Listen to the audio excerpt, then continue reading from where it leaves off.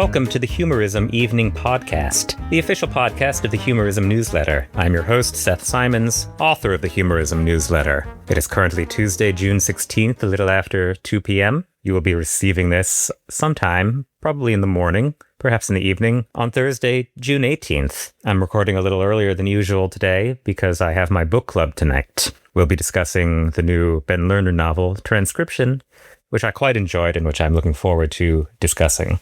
Let's start with some headlines. Specifically, we'll start with a headline from the Daily Beast that you're going to want to sit down for. This might be a little difficult to hear, so you're going to want to sit down for it. Sit down somewhere comfortable and steel yourself. Okay, here's the headline. It goes, "Top-selling comedian who's not political grins with MAGA royalty." And the article from the Daily Beast starts, "A grinning Nate Bargatze spent his, quote, not political, end quote, visit to the White House UFC event cozying up to extremely powerful MAGA figures. The Grammy-winning and Emmy-nominated comedian, who has been careful to paint himself as politically neutral, was caught in the eye of a storm after he popped up at Freedom 250, a dizzying spectacle of masculinity and the new-look GOP on the White House's South Lawn on Sunday." It goes on for a bit, explaining that he posed for photos with Robert F. Kennedy Jr. and Cheryl Hines, and with House Speaker Mike Johnson. I know, it's just too difficult to hear. It's just so sad and too bad that the multimillionaire comedian who performed at the Riyadh Comedy Festival and is building a theme park dedicated to himself has turned out to be a MAGA guy. I'm just so sad to learn this. I'm just really broken up, and I know you are too. All right, let's move on to the next headline. This one is from TMZ, and it goes, "Shane Gillis to Josh Hokett. I didn't love your Michelle Obama insult." This is also about the UFC event, and the article goes, "Shane Gillis has some notes for Josh Hokett, and the comedian wants him to lose the Michelle Obama joke. TMZ DC caught up with Shane after Sunday night's UFC Freedom 250 fights at the White House, and Shane didn't hold back when Charlie asked him about Hokett's ugly remark about the former First Lady. Check out the clip.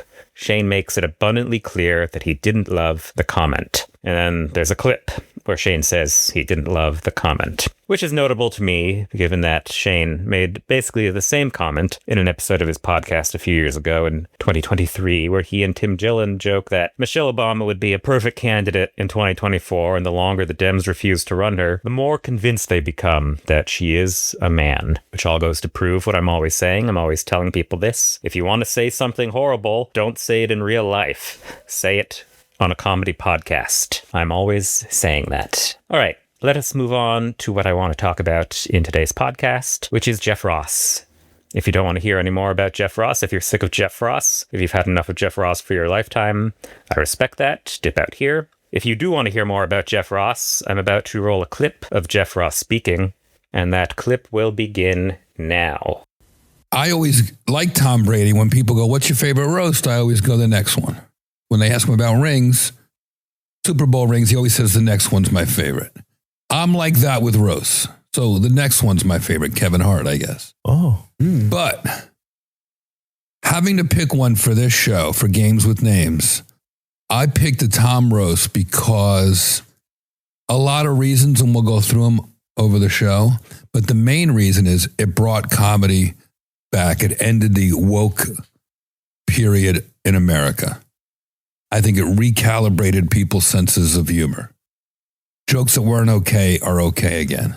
It's okay to laugh. Everyone got the stick out of their ass. Everybody's laughing. And Tom Brady should have gotten the freaking Nobel Peace Prize for taking those hits for 3 hours so we could all forget our own problems. That was the Roastmaster General Jeff Ross in May of this year on the athlete Julian Edelman's podcast, talking about the Netflix roast of Tom Brady, which ended wokeness. This is something Jeff Ross believes. He has said it several times now in some form or another on podcasts, such as the Free Press one I shared in the newsletter a few days ago, or in this interview with Deadline published on Monday. I'll put a link to it in the email. In the passage I'm about to read, he is describing his efforts to recruit Tom Brady for the roast of Kevin Hart, and I quote, So I tracked him down in Vegas at the opening of our friends club, Zero Bond. We didn't even have Kevin signed on officially yet, but I said, Tom, this is your win. You brought comedy back. You ended the woke era in America by agreeing to be roasted the first time. You melted all this ice between you and Robert Kraft and Bill Belichick and your former teammates. You guys are all doing Super Bowl commercials now, and you just had this great induction into the Patriots Hall of Fame. All his teammates, they credit the roast for doing that for him, and he went on to get ownership of the team in Vegas and become this tremendous broadcaster. End quote. Isn't that just so amazing? Don't you think that's amazing? The roast was so powerful that it brought comedy back. It ended wokeness. It repaired Tom Brady's relationship with his former teammates and bosses. It helped him get commercial gigs and a Hall of Fame induction, and so much more. What a testament to the power of comedy, and to the power specifically of hacky insult comedy, that it can do all that. I'm bringing all of this up today because Jeff Ross is currently on a press tour. He's been on a press tour for a few months now. First to promote the Kevin Hart roast in advance of the Kevin Hart roast, then to promote both the roast and his now closed Broadway show for Emmys consideration. He's been going on podcasts and doing interviews with mainstream publications like Deadline or The Wrap, which hosted him at an Emmys For Your Consideration panel earlier this month, which is all very interesting to those of us who remember, though it was so very long ago, the 2020 New York Magazine article detailing Jeff Ross's sexual relationship with a teenage girl starting when she was 15 and he was 33. I will just state up top for the record here that I believe the allegations laid out in that article. I believe that Jeff Ross is a pedophile. I was not persuaded by his denial, nor by the defamation lawsuit he filed against Jessica Radke, the subject of the article, which was dismissed with prejudice, which could indicate a private settlement between the parties. To my knowledge, Jessica Radke has never withdrawn or retracted her allegations, and they've just sort of all fallen into the background like so much else that happened between 2017 and, let's say 2021. Given Jeff Ross's return to the mainstream of late, I'd like to revisit that lawsuit and add some context suggesting what might have transpired behind the scenes to facilitate the memory holding of the allegations against him. Much of this discussion will be based on a newsletter I published back in 2020 when the lawsuit was first filed. I'll link to it in the email if you'd like to take a closer look. And of course, I will also put a link to the New York Magazine article about the allegations against Jeff Ross. All right. The lawsuit was filed in November 2020 and discontinued in March 2023. I misspoke a second ago when I said it was dismissed. It was actually voluntarily discontinued by Jeff Ross with prejudice, meaning he cannot bring forward the same complaint again. It had two broad thrusts. One was that Jessica Radke is a serial liar with a history of fabricating abuse allegations against her family, and the other basically brought forward a parade of witnesses and friends of Jeff Ross to say she was lying, that she and Jeff Ross had a completely consensual relationship that began after she turned 18. Witness after witness says this, that they had a consensual relationship as soon as she was of age. The first side I'm not really going to get into. It is plenty clear from the New York Magazine article that she had a tumultuous relationship with her family. Her dad was on record in the article literally saying he knew about her relationship with Ross and didn't care. So it does not seem incriminating to me that she would, in the years after, continue to have a tumultuous relationship with her family. And the complaint only really provides one side of that anyways, in the interest of undermining her. What I am interested in is the second thrust, the parade of witnesses trying to refute her allegations. So that's what I'm going to get into.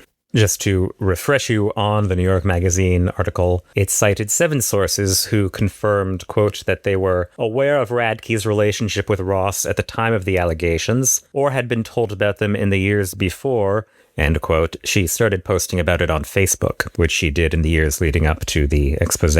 2 of those sources confirmed on the record their contemporaneous awareness of the relationship. One was her father, who said he knew about the relationship and didn't care, and another was someone named David Batista, her co-worker at Barry Katz Entertainment, the company run by Ross's manager, Barry Katz. According to Vulture, quote, he was aware of her relationship with Ross at the time and that she had to keep it secret. She would mention it when they'd hang out after work, he says, but not when other friends were around. Jessica had the keys to Ross's apartment and took Batista there on one occasion, end quote. You may recall also that the article quotes Amy Schumer on the record saying that he always had alarmingly young-looking girlfriends. Alarmingly young-looking. Another comedian quoted anonymously says, Jeff Ross was always with a young girl. That was his girlfriend type. Were his girlfriends 18 and over that I saw him with? Probably, but he was still considerably older. He has that reputation, end quote. Towards that reputation, the article also quotes a number of jokes that were made in various roasts about him having teenage girlfriends. Nikki Glaser, for instance, in the Comedy Central roast of Alec Baldwin in September 2019, said, Jeff Ross gets really hot girls, and how do you get tens? Teens, I'm sorry, I read that wrong. You have the sex appeal of a gymnastics doctor, I just don't understand. That's a reference to convicted sex offender Larry Nassar. Another comedian in that roast said, Jeff Ross, you're a staple on the roasting circuit and a predator at high school dances. So you get a sense of how well known it was that he had a habit of dating young. The lawsuit does not mention David Bautista at all. Its star witness, the closest thing it has to a star witness, is her father, Ross Radke, who tells Ross's attorneys that he lied to Vulture because Jessica threatened to alienate him if he didn't. And he said that during his call with Vulture, he read from a script that Jessica had prepared for him. That means that she scripted the following passage in the article. Radke's father confirmed he was aware that Ross and his daughter had a sexual relationship. Quote, at that point, she was basically living the life of an adult, he says. I didn't really monitor what she was doing because she was savvy enough to take the subway and go around, and she was hanging out with adults. I trusted her judgment. When asked whether he ever expressed concern about the age difference between Jessica and Ross, he indicated that he approved of her dating an older man. If you go out with a 17-year-old guy, he may want to drive fast and impress you, and you get killed, you know? He says, I really didn't think much of it. That is what Jessica Radke supposedly scripted for her father and forced him to tell Vulture under threat of being alienated. Let me ask you if that sounds credible, if that sounds like a credible thing on its face. And I will ask you the same question about the subsequent witnesses quoted in the lawsuit, who I will describe now. I want you to keep in mind while I read these, one, that Jessica Radke, according to Vulture and New York Magazine, does not have a relationship with her family, with her brother and her mother. Keep in mind also that the whole point of the article was that the relationship with Ross was kept under wraps, that she had to keep it secret, that he told her to keep it secret because she was underage. Note, too, how many of the following people specifically say that they did not have a relationship until she was of age. All right. The witnesses included in the complaint include her brother, who supposedly lived with her during the alleged relationship and said he was, quote, 100% sure that Jeff was never inappropriate with Jessica and that they did not have any sexual or romantic relationship before Jessica became of age, end quote. Another was a supposed longtime dear friend of Jessica Radke named Janice Messett, who said, quote, Jessica is lying about having had a sexual relationship with Jeff Ross before she was of age, end quote. There it is again, of age. Another is Gina Savage, the booker at the club where the relationship began, who, according to the Vulture article, hired her to work there because she noticed that her dad was at the club drunk all the time and she was a teenager. Gina Savage supposedly, according to the article, approached Jessica Radke and said, hey, listen, would you like a job? Don't tell anybody. I don't even know if I can pay you. And then she started working there. So this may have been a totally illegal, under-the-table job for which she was underpaid or not paid at all. Anyways, here's what she told Jeff Ross's attorneys in the lawsuit. She, quote, unequivocally refuted Radke's false accusations, noting that she had been very close friends with Radke during the relevant time period, and that she was not aware of any sexual or inappropriate activity between Radke and Ross when Radke was underage. Again, the problem with this whole lawsuit, the thing that they simply cannot get around, is that they did have a relationship. The best defense they can muster is that it began when she was 17, would have been the age of consent, and he was in his early 30s. I would also draw your attention to that bit about how they were very close friends, which I must say chafes against the pre-established knowledge that she took advantage of this vulnerable young girl to get free labor, or perhaps cheap labor, at her comedy club.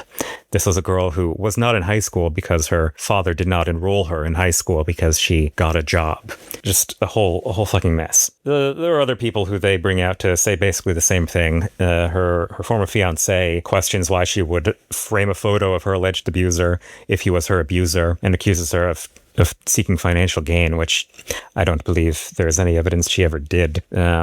Barry Katz, the guy who owned the club, Jeff Ross's manager, say he didn't see any appropriate behavior, which, okay, yes, that's the story. The story is that she kept it a secret. And also, do you not consider it inappropriate that he was a 33-year-old, a 33, 34, 35, whatever, dating a 17-year-old? You know, not the most reliable people in the world. There are two other witnesses worth mentioning. There are two friends of Jeff Ross who the lawsuit trots out to give the impression that they were with him the night that Jeff Ross allegedly first raped Jessica Radke. I will read from that portion of the lawsuit presently. Radke falsely claims that her underage sexual relationship with Ross began in his apartment on July 8, 1999, the night after Ross had appeared on The Late Show with David Letterman. Producer Mark Chapin has directly refuted Radke's accusation, specifically noting as follows. I remember Jeff inviting me down to go with him to his Letterman show taping. I drove down from Boston and we went in through the stage door. It was very memorable because I'd never been in the studio before. I met Paul Schaefer on the side of the stage. Afterwards, we watched Letterman film some cutaways, and then we watched it air on TV later at the Comedy Cellar. The next night, we celebrated with dinner at the Friars Club, and I crashed on Jeff's couch the rest of the weekend. I never met Jessica Radke, and she was not at his apartment that week or weekend. End quote. Mark Hinkes has also refuted Radke's false claim that she had a sexual encounter with Ross the night after his appearance on the David Letterman show in 1999. Specifically, Hinkes confirmed that he went back to Ross's apartment that night and stayed until 3 a.m., and that neither Radke nor any other women were at Ross's apartment. Again, it's a lot of words that don't actually refute Radke's allegations at all, which were that on July 8th, 1999, Jeff Ross called her on a prepaid cell phone, invited her to come meet him. She went and met him at his apartment. They went upstairs. She, quote, performed oral sex on Ross and they had unprotected sex, after which Ross told Jessica she had to leave, end quote. None of this is incompatible with the possibility that he went out to dinner with some friends who then came back to his apartment and didn't see any women there. It's not incompatible with that at all. The story from Mark Chapin particularly spends a lot of time recalling detail by detail the night before the alleged incident, and then the night of just sums it all up. We celebrated with dinner at the Friars Club, and I crashed on Jeff's couch the rest of the weekend. What time was dinner? When did you actually start crashing on the couch? The night in question was a Thursday, which is not typically considered part of the weekend. So did you crash on his couch that night, the same night that Mark Hinkes was also there until 3 a.m.? I don't know. There's a lot of details, a lot of things that are just glazed over. There's more in the lawsuit that I could get into, but it all sort of amounts to the same thing, which is a lot of talk around the allegations without actually refuting or even addressing the most credible evidence presented in the New York Magazine story. And then, of course, there's the fact that everyone admits, but they all sort of dance around, which is that there was a relationship. Jeff Ross and Jessica Radke did have a relationship. As a 30-something-year-old, he was dating a teenager. They all just insist that it did not begin until she was of age. And they conspicuously don't specify whether they mean legally of age, as in 17, or more traditionally of age, as in 18, the date when they went out and had their first public dinner at the Rainbow Room in Manhattan. There's one other thing about this I'd like to get into, though, before we wrap up, which is the question of how this has all been swept under the rug and Jeff Ross has returned to his status before the allegations, before the controversy, when he was this elder comedy statesman for some reason, even though all he is good at and all he has ever been good at is hacky insult comedy. I can provide a little bit of context here, some from the public record, some from my own DMs. The short answer, other than that we live in a deeply misogynistic society, is a man named Brian Friedman, who you may have heard of. He is a high-powered bulldog Hollywood defense attorney whose past clients have included, let's see, Kevin Spacey, Justin Baldoni, the Michael Jackson estate, Tucker Carlson, Chris Cuomo. You get the idea. He was Jeff Ross's lawyer throughout the controversy. It was his name on the lawsuit. And it was he who, according to one of Jeff Ross's friends, distributed to various publications a mountain of evidence supposedly exonerating Jeff Ross. This comes from some DMs I exchanged with the comedian Elon Gold in 2021. Elon Gold, you may remember as the Curb Your Enthusiasm actor, or perhaps more recently from his appearance on the red carpet at the Tribeca Film Festival, where he told some horrendous jokes about Palestinians being raped by dogs. And he had a good laugh about that. But I was DMing him in 2021 because, I knew at the time that he was a friend of Jeff Ross, having watched either in 2020 or sometime in 21, a live stream birthday party where Elon had Jeff Ross roast him. And then later, someone sent me a video from Kevin Brennan's podcast. Kevin Brennan is a terrible right-wing comedian podcaster, brother of Neil Brennan, one of many brothers of Neil Brennan. They have a big family. But he had put out some video about the Jeff Ross story that described a phone call he received from Elon Gold. So I reached out to Elon and asked him about it. And he told me, "I want no part of it, please. Nothing Kevin says is true. Please don't drag me into other people's stories. Jeff and Kevin don't like each other, and Kevin can be vicious. Also, Jeff had one accuser who has a record of extorting others. It went away because it's a non-story. I know it's not true. And all of the press dropped the story when Jeff's attorney sent a mountain of evidence. It is a non-story. Dating young women and underage women are different. There are no other allegations like this because it isn't a pattern, like most cases, because it's not true." Lots to unpack there, especially the concession that Jeff Ross dated a young woman. But most germane to me is this thing about Brian Friedman sending a mountain of evidence to the press, causing the press to drop the story. I was reminded of this the other day when I saw an item in Vanity Fair about the allegedly abusive labor conditions at the influencer Alex Cooper's company. I will put a link to this in the email too, but here's the selection from the article that I would like to read, and you'll quickly see why it's relevant. Well into my own reporting, Page 6 published a thinly sourced item that I was working on a story. The paper pointed to a, quote, not that long ago Alex Earl fan piece, end quote, which was a Q&A I'd done with Earl for Linda Wells's airmail series Getting Into Bed With, in which celebrities walk readers through their bedtime routines. The day after the Page 6 story ran, Vanity Fair received a letter from attorney Brian Friedman. The letter accused this magazine of assigning the story to a novice journalist, alleging that I have connections to Earl, a direct competitor of our clients, in the podcasting and influencer spaces. The letter included a threat, quote, "If the story so much as suggests any sexual impropriety on Mr. Kaplan's part, I will make it my life's mission to ensure Vanity Fair's days are numbered," end quote. This aggressive tone is not out of character for Brian Friedman, who in 2025 allegedly threw a mock punch at opposing counsel during a deposition, and who has more recently been named a defendant in a defamation case alleging that he and his business associates used social media sock puppet accounts to conduct online smear campaigns against his and his clients' adversaries. He also shows up in various emails released as discovery during the Justin Baldoni-Blake Lively lawsuit, including some in which he threatens to sue reporters. And according to a 2022 Business Insider report, he paid a settlement of $40,000 in 1999 to do away with allegations that he and two other members of his fraternity sexually assaulted and battered a 17-year-old. That is Jeff Ross's attorney, who, according to Jeff Ross's friend, sent the press a mountain of evidence to get them to drop the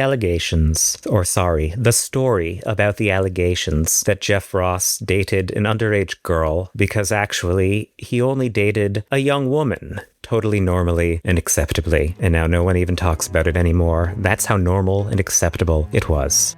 That's all we have time for today. I've got to walk the dog and then head over to book club. Thank you as always for listening. Thank you as always for reading. If you enjoyed this podcast or any of the other podcasts, please share them with your friends. Please post about them on your various social platforms. I appreciate your time and your support as always. Tune in next week for the next episode of the Humorism Evening Podcast. End of podcast.